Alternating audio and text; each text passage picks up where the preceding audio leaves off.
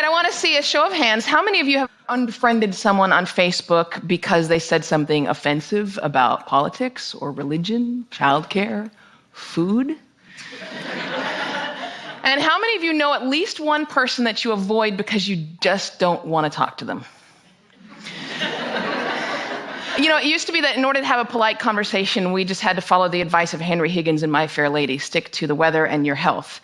But these days, with climate change and anti-vaxxing, those subjects are not safe either. So this world that we live in, this world in which every conversation has the potential to devolve into an argument, where our politicians can't speak to one another, and where even the most trivial of issues have someone fighting both passionately for it and against it, it's not normal. Pew Research did a study of 10,000 American adults, and they found that at this moment, we are more polarized, we are more divided than we ever have been in history. We're less likely to compromise, which means we're not listening to each other, and we make decisions about where to live, who to marry, and even who our friends are going to be based on what we already believe. Again, that means we're not listening to each other. A conversation requires a balance between talking and listening, and somewhere along the way we lost that balance. Now, part of that is due to technology, the smartphones that you all either have in your hands or close enough that you could grab them really quickly. According to Pew Research, about a third of American teenagers send more than 100 texts a day. And many of them, almost most of them, are more likely to text their friends than they are to talk to them face to face. There's this great piece in The Atlantic. It was written by a high school teacher named Paul Barnwell. And he gave his kids a communication project. He wanted to teach them how to speak on a specific subject without using notes. And he said this: I came to realize that conversational competence might be the single most overlooked skill we fail to teach. Kids spend hours each day engaging with ideas and each other through screens, but rarely do they have an opportunity to hone their interpersonal communication skills. It might sound like a funny question, but we have to ask ourselves, is there any 21st century skill more important than being able to sustain coherent, confident conversation? Now, I make my living talking to people. Nobel Prize winners, truck drivers, billionaires, kindergarten teachers, heads of state, plumbers. I talk to people that I like. I talk to people that I don't like. I talk to some people that I disagree with deeply on a personal level, but I still have a great conversation with them. So I'd like to spend the next 10 minutes or so teaching you how to talk and how to listen. Many of you have already heard a lot of advice on this. Things like look the person in the eye, think of interesting topics to discuss in advance, nod and smile to show that you're paying attention. Repeat back what you just heard or summarize it. So I want you to forget all of that. It is crap. There is no reason to learn how to show you're paying attention if you are, in fact, paying attention.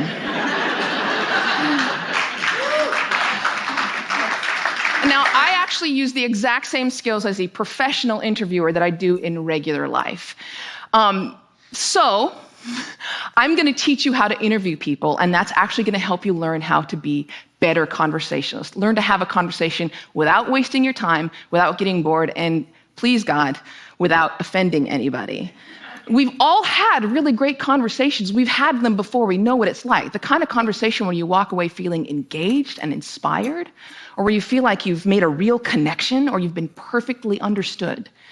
There is no reason why most of your interactions can't be like that. So I have 10 basic rules. I'm going to walk you through all of them, but honestly, if you just choose one of them and master it, you're already going to enjoy better conversations. Number 1, don't multitask. And I don't mean just set down your cell phone or your tablet or your car keys or whatever's in your hand. I mean, be present. Be in that moment.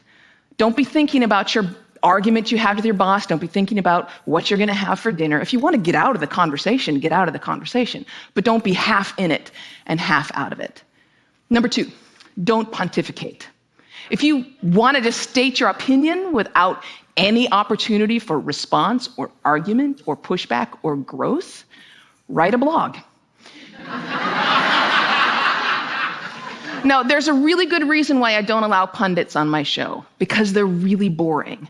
If they're a conservative, they're going to hate Obama and food stamps and abortion. If they're a liberal, they're going to hate big banks and oil corporations and Dick Cheney. Totally predictable. And you don't want to be like that. You need to enter every conversation assuming that you have something to learn. The famed therapist Eb Scott Peck said that true listening requires a setting aside of oneself. And sometimes that means setting aside your personal opinion. He said that sensing this acceptance, the speaker will become less and less vulnerable and more likely to open up the inner recesses of his or her mind to the listener. Again, assume that you have something to learn. Bill Nye, everyone you will ever meet knows something that you don't. I put it this way: everybody is an expert in something. Number 3, use open-ended questions. In this case, take a cue from journalists. Start your questions with who, what, where, when, why, or how. If you put in a complicated question, you're going to get a simple answer out. If I ask you, were you terrified? You're going to respond to the most powerful word in that sentence, which is terrified. And the answer is, yes, I was, or no, I wasn't. Were you angry? Yes, I was very angry. Let them describe it. They're the ones that know. Try asking them things like, what was that like? How did that feel? Because then they might have to stop for a moment and think about it. And you're going to get a much more interesting response. Number 4, go with the flow. That means thoughts will come into your mind, and you need to let them go out of your mind. We've heard interviews often in which a guest is talking for several minutes, and then the host comes back in and asks a question which seems like it comes out of nowhere, or it's already been answered. That means the host probably stopped listening 2 minutes ago because he thought of this really clever question, and he was just bound and determined to say that. And we do the exact same thing. We're sitting there having a conversation with someone, and then we remember that time that we met Hugh Jackman in a coffee shop. And we stop listening. Stories and ideas are going to come to you. You need to let them come and let them go. Number 5, if you don't know, say that you don't know. Now, people on the radio, especially on NPR, are much more aware that they're going on the record.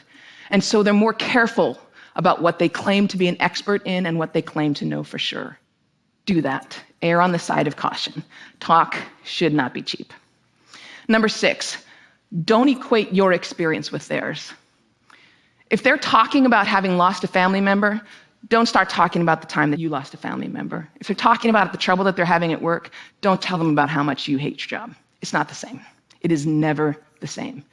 All experiences are individual. And more importantly, it is not about you. You don't need to take that moment to prove how amazing you are or how much you've suffered. Somebody asked Stephen Hawking once what his IQ was, and he says, I have no idea. People who brag about their IQs are losers. Conversations are not a promotional opportunity. Number 7. Try not to repeat yourself. It's condescending, and it's really boring. And we tend to do it a lot, especially in work conversations or in conversations with our kids. We have a point to make, so we just keep rephrasing it over and over. Don't do that. Number 8, stay out of the weeds. Frankly, people don't care about the years, the names, the dates, all those details that you're struggling to come up with in your mind. They don't care. What they care about is you. They care about what you're like, what you have in common. So forget the details. Leave them out. Number 9, this is not the last one, but it is the most important one. Listen. I cannot tell you how many really important people have said that listening is perhaps the number one most important skill that you could develop. Buddha said, and I'm paraphrasing, if your mouth is open, you're not learning. And Calvin Coolidge said, no man ever listened his way out of a job. Why do we not listen to each other? Number 1, we'd rather talk. When I'm talking, I'm in control. I don't have to hear anything I'm not interested in. I'm the center of attention. I can bolster my own identity. But there's another reason. We get distracted. The average person talks at about 225 words per minute, but we can listen at up to 500 words per minute. So our minds are filling in those other 275 words. And look, I know it takes effort and energy to actually pay attention to someone. But if you can't do that, you're not in a conversation. You're just two people shouting out barely related sentences in the same place. You have to listen to one another. Stephen Covey said it very beautifully. He said, most of us don't listen with the intent to understand. We listen with the intent to reply. One more rule, and number 10, and it's this one: be brief. Be interested in other people. You know, I grew up with a very famous grandfather, and there was kind of a ritual in my home. People would come over to talk to my grandparents, and after they would leave, my mother would come over to us and she'd say, do you know who that was? She was the runner-up to Miss America. He was the mayor of Sacramento. She won a Pulitzer Prize. He's a Russian ballet dancer. And I kind of grew up assuming everyone has some hidden amazing thing about them. And honestly, I think it's what makes me a better host. I keep my mouth shut as often as I possibly can. I keep my mind open, and I'm always prepared to be amazed, and I'm never disappointed. You do the same thing. Go out, talk to people, listen to people, and most importantly, be prepared to be amazed. Thanks.